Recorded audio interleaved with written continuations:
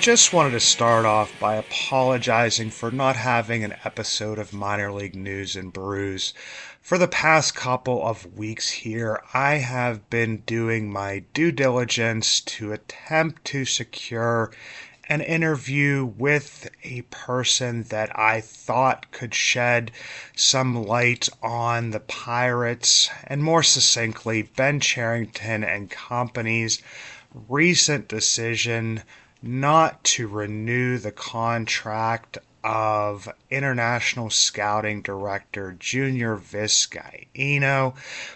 It's been said out there it's been the firing of Junior Vizcaino, and I guess it would just be kind of splitting hairs by saying, not renewing the contract versus firing, because in the end, the result is the same. Junior Vizcaino is no longer with the organization.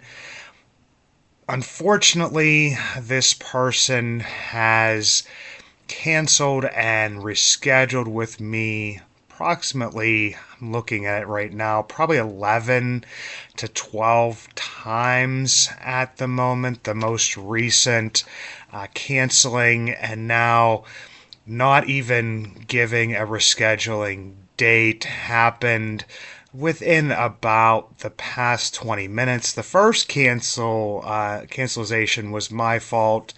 The day after Labor Day, my youngest son, walked into my my room with my wife, and he projectile vomited, probably from having too much fun and too much candy, and probably popping stuff the day before. But definitely had to cancel that one. The other ones, definitely not on me. I was set up and ready to go, and got a text, saying, "Can we do it at a different date and time?" Set up that date and time. Obviously, that hasn't happened yet, but over these past couple weeks, I believe that I have looked at the stats, the signings, the bonuses of the players that have been acquired under Vizcaino's watch about, 15 to 20 times by now. And I feel like I can maybe work through this process with you guys. It's going to be like almost a stream of consciousness type of podcast here. So hopefully it goes a little bit, more in depth than some people have by just basically saying, Vizcaino should have been gone years ago, but not really stating, what years ago means, how many years ago. Also saying, that the Pirates International, acquisition, their scouting and everything has been terrible for years, since there have been, changes made and upgrades made to, the Dominican Academy. Looking back at when Vizcaino was hired, why he was hired, and who he was replacing. Everybody, I'm pretty sure, that follows along with the Pirates whatsoever probably knows, why the former international scouting director Rene Gallo was let go by the organization. But for those of you that don't, he was taking some money, giving out some money to basically bring in players, putting them in certain camps down in the Dominican. There are different organizations that would almost be equated to what I would call travel ball in the United States, and funneling players into those certain organizations. People know that a player cannot be signed until they are 16 years old, but if they think that organizations don't have ties or investments into these players until that point in time, then you are pretty much living under a rock. They are looking at these players kind of like, colleges and maybe even pro teams are looking at them in the United States, as young as, I've seen 11, 12, 13 years old, have these, handshake agreements under the table and are sending them to certain, academies that would be, like I said, akin to a travel ball organization or like a perfect game type thing here in the United States. So anyway, Rene Gaio was doing some stuff that he wasn't supposed to be doing.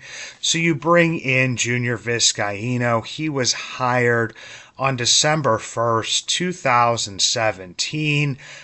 He had been a global cross-checker for the Red Sox during the previous season, with the Kansas City Royals for 17 years before that, with a decade of that being as their national supervisor.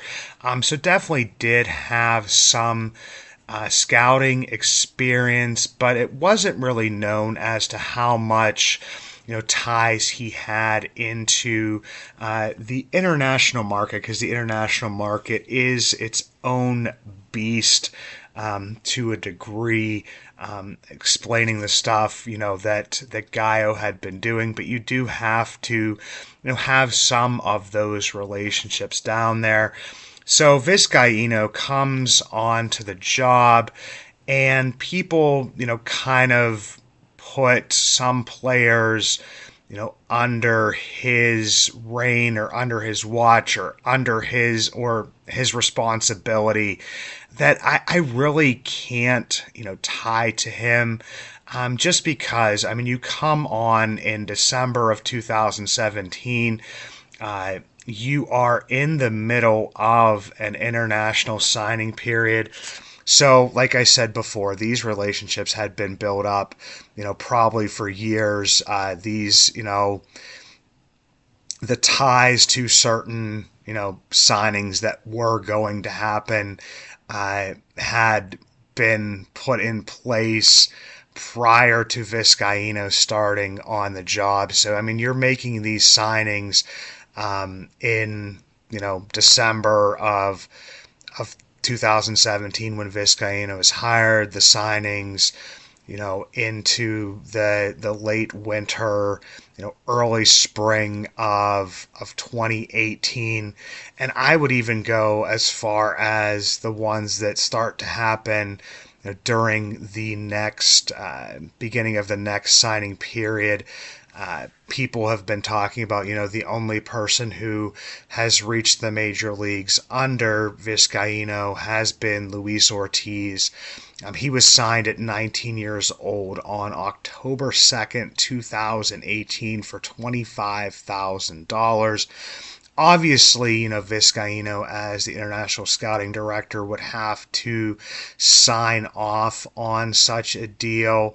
But they probably had been talking to Ortiz and scouting Ortiz long before Vizcaino showed up on the scene. So if you want to put that one with him, okay, because like I said, he was the international scouting director at the time. But he had to get in there. He had to get his bearings. He had to get some relationships. He had to look over all of the information that was being provided to him by the scouts across the globe. It's not just the Dominican Republic. I know it's the, Dominican Academy, but it's not like, the Dominican players are the only ones that show up at that academy. The Pirates are drafting players from all over the world. So, he had to, really evaluate, get his bearings. But if you start to look at where I would say his he really got to put his stamp on, the international signings would be, during the 2019 to 2020 international signing period. And this is where I believe there was the first one that you could look at where maybe, you know, if you're evaluating his job and his performance, that Ben Cherington could maybe say, okay, we're giving you a chance to, prove your worth, even though Cherington wasn't there at that point in time. But it's like, okay, well, who did you sign? And, how are they performing in the minor leagues now? Are they still in the minor leagues? Are they still with the organization? His biggest signing during that period, he was given some accolades for it at the time as the period opened on July 2nd, 2019. The Pirates signed Christopher Cruz, the number 20 prospect, to $850,000. The largest bonus at the time. Pirates weren't well known for giving big bonuses. They were kind of more of an organization that was, quantity over quality. But Christopher Cruz did not have the best minor league career. 31 games, 70 innings pitched, a 7.71 ERA, a 1.90 whip. No longer with the organization. That's not really how you would want to start off, your career, or, maybe people that you had been talking to and working on trying to get this player signed. Also that day, they also signed Sung-Chae Chang, who is now 23 years old, added to the 40-man during this past offseason after having a stellar, start to the season in Greensboro. He slashed 308, 406, 575, 9 home runs. Basically, was tearing the cover off the ball. 12 doubles, 9 triples, 47 Ks, 35 base on balls. Have talked about him a lot in previous episodes and his ability to control the zone. Went up to Altoona, struggled with the promotion. 251, 304, 352 slash line, 4 home runs, 11 doubles, 1 triple, struck out a decent amount, 53 times, 17 walks, but was looking for him to bounce back. A lot of players, when they jump levels in the middle of the season, may not hit the ground running, but had an extremely disappointing season in Altoona this year. Slash 211, 315, 336, 11 home runs, 17 doubles, no triples, and then the highest K rate of his career, 23.4%. Definitely out of the ordinary for Chang. So you got 2 strikes against you right there. Moving on to, later on in that international signing period, after Ben Cherington had arrived, had acquired some additional international bonus pool space, signed 16-year-old, now 21-year-old Solomon McGuire for $594,000. He's been in the Pirates minor league system for 4 seasons now and has only accumulated 380 plate appearances. And obviously, Vizcaino couldn't have known the struggles that he would have with injuries. But, you still have to judge, what has been put on paper. 380 plate appearances, slashing 186, 300, 311, and 8 home runs, with 6 of those home runs coming this year. Obviously hasn't developed anywhere near to where people were excited by the signing, including myself at the time, because it looked like the Pirates under Ben Cherington, under Vizcaino, were expanding beyond where they had normally been signing international free agents from. Also, at the beginning of the next signing period, I should say, like during that next signing period, signed Po Yu Chen on October 7th, 2020, $1.25 million. Chen will be turning 23 years old in October. Did have a fairly strong finish to the season, or I guess it would be middle to finish of the season there in Altoona. A lot better than some people maybe expected him to, just because his numbers weren't very eye-popping in previous seasons in Bradenton and in Greensboro. Finished the season 134 innings pitched, a 4.03 ERA, a 1.291 whip. He got 96 Ks, not really a strikeout machine whatsoever, 43 base on balls. So I don't really see that one as a positive or a negative towards Vizcaino, but one that kind of really sticks out to me here. So you have Cruz as a whiff, you have Solomon McGuire as a whiff at this point in time. I mean, still 21 years old, not a lot of, stats that he's put together during that point in time.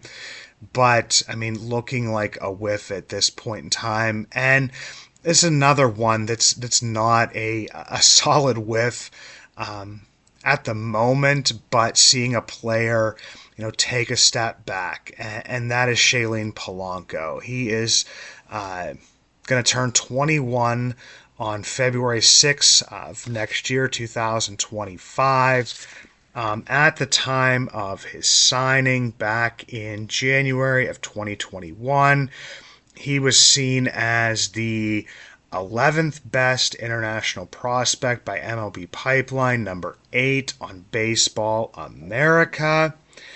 Given a bonus of $2.35 million last year in Bradenton during his 19-year-old season, 303 plate appearances, a 242 average, a 763 OPS, and 12 home runs. Looking for him to take a step forward this year, much like you were looking from Sung-Jae Chang. What happened is, repeats the season. It's not a bad thing to repeat the season, especially at that age. But back in Bradenton again, 432 plate appearances, a 191 average, so, 50 points lower, a 623 OPS, 140 points lower, and 11 home runs. He had an extra 130 almost 130 plate appearances to show a little bit more power. Doesn't bode well for Junior Vizcaino. And this is just really weird because, I mean, you're judging a guy, on what a lot of people are saying is, a 7-year period. For me, like I said, it's more of a 5-year period, but it's kind of crazy, how quickly life can come at you, because I can remember looking back at an article and I found it again and reread it, and the praise that was given to Vizcaino back in 2022, not just by, Pirates beat reporters, not just by correspondence for MLB, but nationally was given accolades and praise for being able to acquire the number 11 and number 12 prospects on the international market in the forms of Yordany De Los Santos and Tony Blanco Jr. Yordany De Los Santos, has come up to Bradenton a couple of times here. Accumulated, I believe it's probably about 250 plate appearances, has an OPS sitting right around like 570, so obviously not great. De Los Santos still very young, has performed very well. Have had Eric Birdland, Eric Garfield, go follow him. Our boots on the ground with the FCL and also Bradenton. So give him a follow for just a ton of videos on the Pirates, the young Pirates down there, as well as players in different organizations, especially the Baltimore Orioles. But does a great job. I mean, De Los Santos this year in the FCL, 216 plate appearances, 5 home runs, a 344 average, a 919 OPS. Last year, took off in the FCL, was moved up to Bradenton, only accumulated 78 plate appearances in the FCL last year, 1 home run, a 328 average, an 860 OPS. Maybe was, promoted a little bit too quickly at that point in time. But going to have to see how he, develops in Bradenton next year. Like I said, obviously still very young. And he was the number 12 prospect. Number 11 is Tony Blanco Jr., only 19 years old, given $900,000. This year in the FCL, 109 plate appearances, slashed 305, 385, 505 with 4 home runs. Just an absolutely giant human being. So this is one that could still go in the positive bucket for Vizcaino. And like I said, that was only 2 years ago. And, he was given a lot of praise for that. During that same time, he signed, Esmeralyn Valdez, who at only 20 years old led the FCL, with 22 home runs. Yes, he does have that K rate above 30%, but also has a fairly healthy walk rate at 13.6%. I'm looking at some of the other signings that we're looking at back in 2019 with when Sung-Chae Chang was signed, when Christopher Cruz was signed. Omar Alfonso, who's 21 years old now at this point in time, was signed. He had about 350 plate appearances in Bradenton this year. He had 8 home runs, 24 extra base hits, K'd 26% of the time, walked 12% of the time, slash 253, 353, 388 for a catcher within the organization who is also, a fairly good defensive catcher as well. Got promoted to Greensboro, and I know a lot of people were seeing the videos out there of his 5 home runs, and kept the K rate, pretty steady at 25.8%. And the walk rate went up. And I know it's a very small sample size, but, hit fairly well in Greensboro. So, that's still, another, possible, positive coin in the bucket for Junior Vizcaino, and one that we haven't seen the end of yet. And I look ahead, even the signings that he made in 2022 and 2023. Very young, Axial Plaz. He's hit 15 home runs at 18 years old. He was 19 on August 12th, as the season was wrapping up. His average wasn't the greatest at 207. OPS was fairly solid at 741, but once again, only 18 years old in low A. So, I mean, that's another one you kind of have to wait and see on. In October of 2023, another guy in the FCL this year, and Carlos Cairo, 19 years old, 153 plate appearances, 305, 410, 443. So, I mean, that's where it's just like, I mean, I think that a lot of people are saying, like I said, people are saying it's been years that this should have happened, and he's only had this one success. But looking at Luis Ortiz is that, even though I believe that maybe I don't really put that on Vizcaino, so he doesn't really get credit for that one either, and I don't really put faults on anything that was signed in December of 2017 and 2018. Just in my mind, it's kind of the way that I go.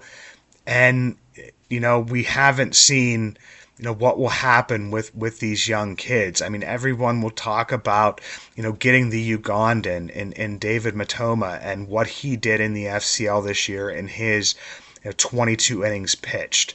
1.09 whip, a 0.82 ERA.